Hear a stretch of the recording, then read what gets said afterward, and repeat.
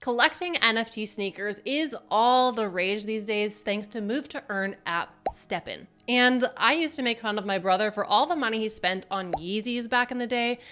And here I find myself with my own growing collection of sneakers, except mine aren't even real. But personally, I feel like my growing collection of NFT sneakers is justified because I use them to earn around $50 per day for going on a walk. And I do that through earning the GST token through STEPN. If you are new to STEPN, picking the right NFT sneaker is key if you want to maximize your earning potential and hit your ROI as soon as possible. What is up, guys? My name is Brie, and in today's video, I'm breaking down what makes a good first sneaker for a beginner, how to choose the best one without overspending, and the best strategy for leveling up your sneaker to maximize your earnings in the shortest time possible. Let's get into it. So first, I want to break down why exactly do you need an NFT anyways, and what exactly is happening here. So a STEPN shoe or sneaker is an NFT on the Solana blockchain. This whole app runs on Solana, and at minimum, you need at least one NFT sneaker before you can start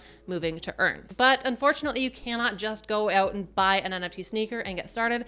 You need an activation code before you can actually use the app. And these are a bit hard to come by, so I've done a video on the best ways to get an activation code fast so you can start playing the game. And if anything we talk about in this video sounds foreign to you, I've also done another video that breaks down the process of getting started with this app. I walk you through step by step how to get everything set up so you can start earning. So check out those videos first and then watch this one. So how the STEPN game works is you need to spend energy to earn your GST tokens. Now, the more shoes you have, the more energy you can spend, which means the higher your earnings. There are also shoes at different rarity levels, and the higher rarity shoes also give you a bonus to energy, which again increases your earnings. So for example, having one shoe grants you 2 energy, and each energy corresponds to 5 minutes of move to earn time. So with one shoe, you'll get 10 minutes daily of walking or running or jogging time. The next stage requires 3 shoes, which gives you 4 energy or 20 minutes of walking time. 9 shoes gives you 8. And so on and so forth. We'll talk about the rarities and which ones make sense for a beginner in just a sec. But for now, just know that STEPN sneakers come in a wide range of prices, not only because more shoes adds more energy and helps you earn more, but because each shoe has different stats that determine not only how much you're earning, but how you can play the game. So let's talk about that. So let's break down these STEPN shoes and all of the stats that matter to us. So we have type,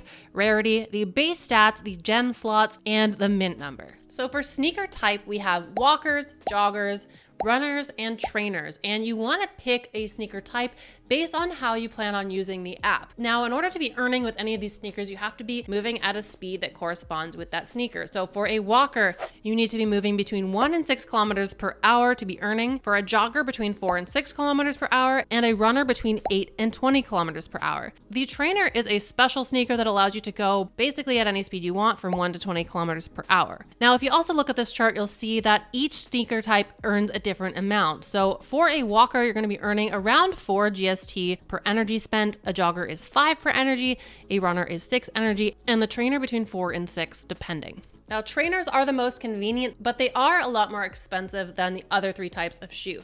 So if you're trying to get started on a budget, you definitely want to pick one of the first 3 that works for the speed you plan on moving. Now, I myself have chosen a jogger, but I don't really jog. I mostly just walk at a brisk pace, and that is enough to keep me in the range for a jogger, so I am earning while I'm moving. And because a jogger earns more than a walker, I wanted to go with that one.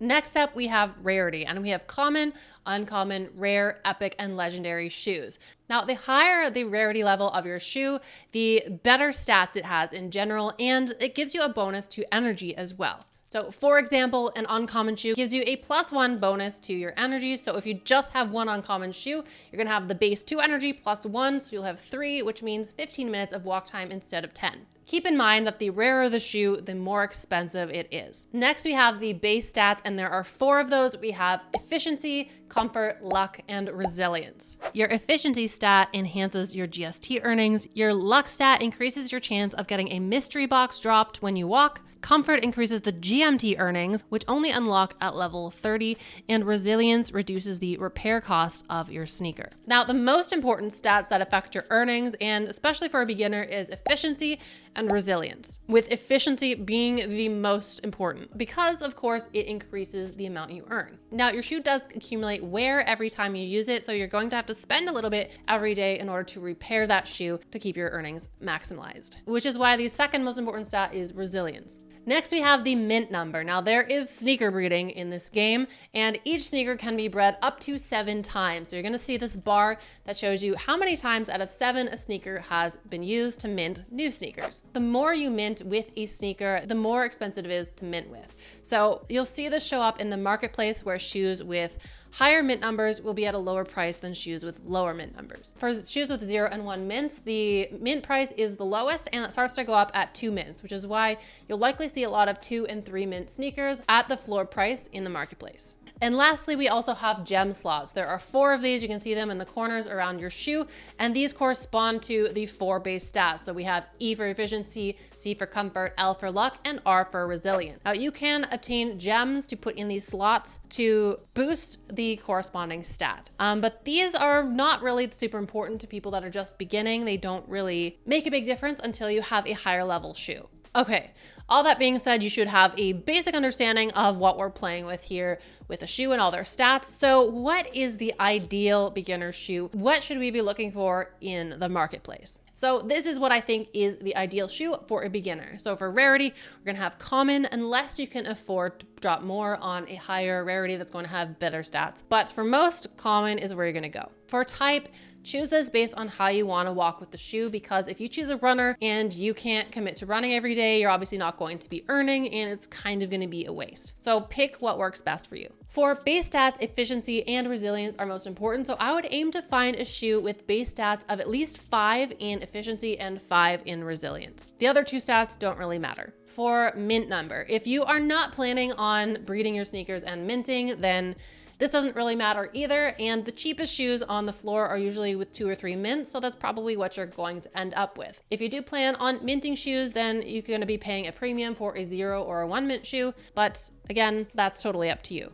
And with gem slots, as I mentioned, this doesn't really matter for a beginner, but if you want to get picky about this, look for shoes with efficiency or resilience gem slots, because these are the stats you're going to want to boost your earnings. Let's address the elephant in the room. Let's talk about price. Now, how much is this going to cost you? So this is changing all the time because crypto is crazy and the prices of everything is going up and down and all over the place. So for a decent beginner level shoe, I paid 12 SOL a couple of weeks ago for my main shoe. And when I did this, SOL was at about $100. So I spent about $1,200 for my shoe. And I bought a second shoe yesterday for my boyfriend to use, and again paid 12 SOL. But since the market has been tanking and everything's crazy, and Solana at the time was about $65 when I bought it, this shoe cost me $780 for a shoe with very similar stats to mine. Prices fluctuate. It's probably a good time to get in now. Things are on sale because Solana is down, and along with the rest of the crypto market. But because of that, earnings are also a bit down right now, but I really believe in this project. So that's why I'm planning on expanding my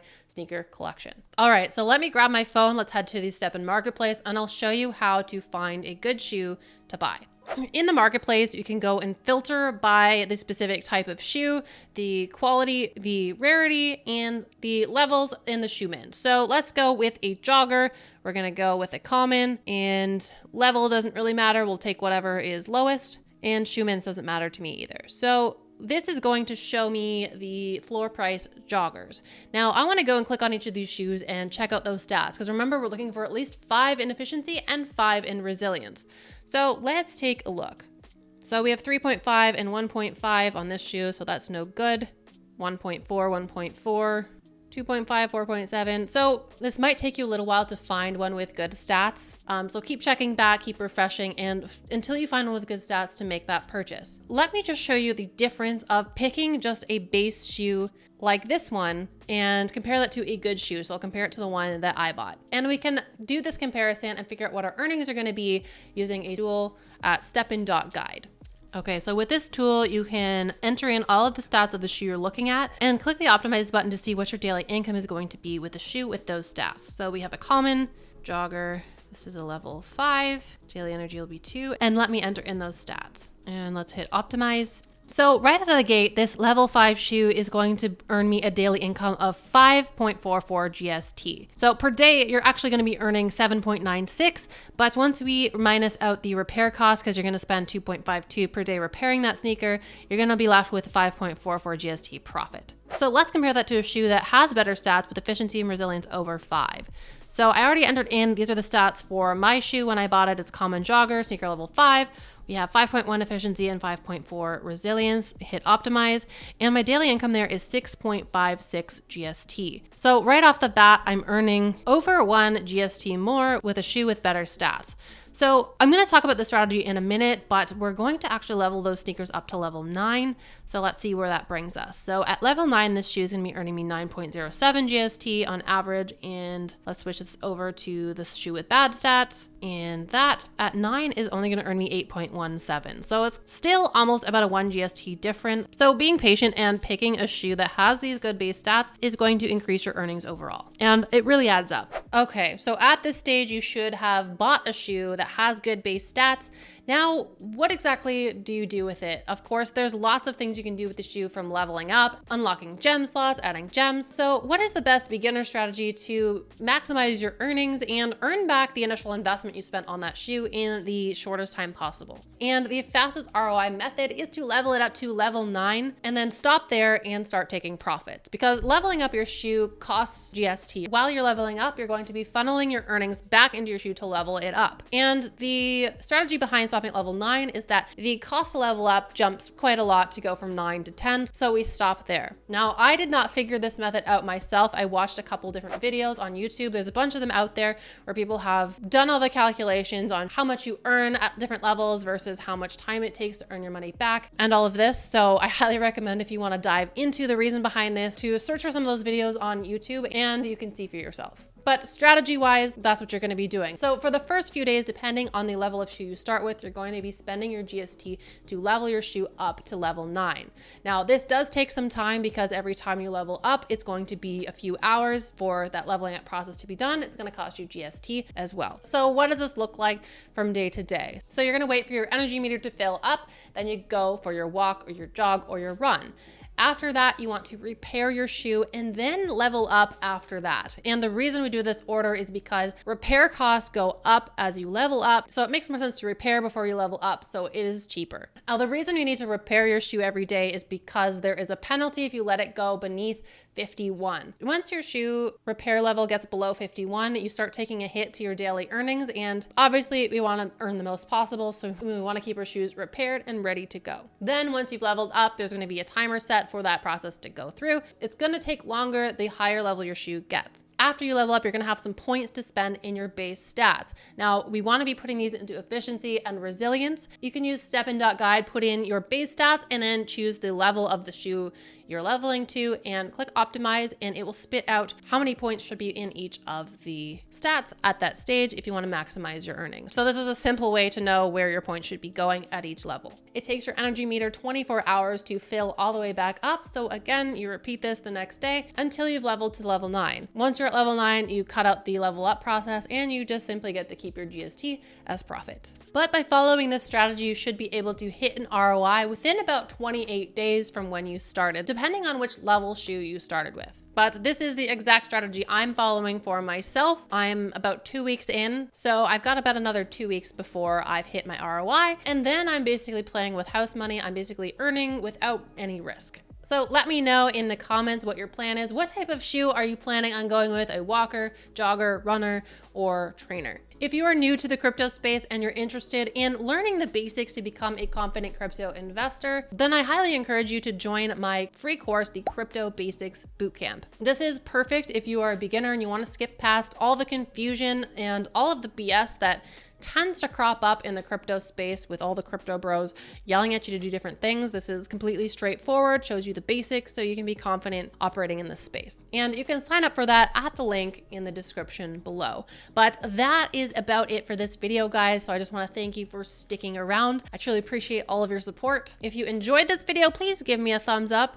Hit subscribe, share it with a friend, and let me know if you want to see more STEPN videos from me in the future. I'm really having fun with this app. I'm loving creating content for it because it's just fun. So drop me a comment below. But otherwise, if you're ready to continue on down that crypto rabbit hole, make sure you check out one of these videos next. And I'll see you guys next time.